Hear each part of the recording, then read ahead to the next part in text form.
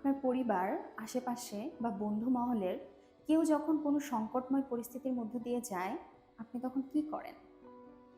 নিশ্চয়ই তার কথা মনোযোগ দিয়ে শোনেন, পুরো বিষয়টিকে বোঝার চেষ্টা করেন, সহানুভূতিশীল আচরণ করেন, আশাবাদী হতে বলেন, কোথায় গেলে আরেকটু বেটার সাপোর্ট পেতে পারে সেই বিষয়ে কথা বলেন।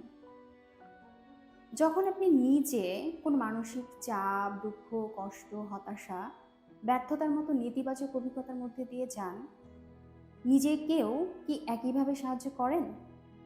নিজের মনের জমানো কথাগুলো কি অন্যকে শেয়ার করেন? নাকি নিজেই নিজেকে সবচেয়ে বেশি অবহেলা করেন? আসুন, অন্যের মনের খেয়াল রাখার পাশাপাশি আমরা নিজেদের মনেরও খেয়াল রাখি।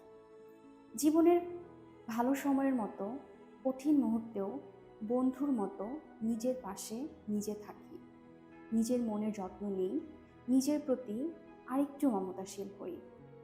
আর আপনার ভালো থাকা নিশ্চিত করতে মনের বন্ধু আছে আপনারই পাশে। মানসিক স্বাস্থ্য বিষয়ক যে কোনো সহায়তা পেতে কল করতে পারেন উপরে ক্যাপশনে দেয়া হেল্পলাইন নম্বরে।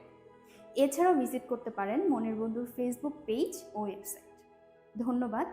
মনের বন্ধুর সাথে থাকুন।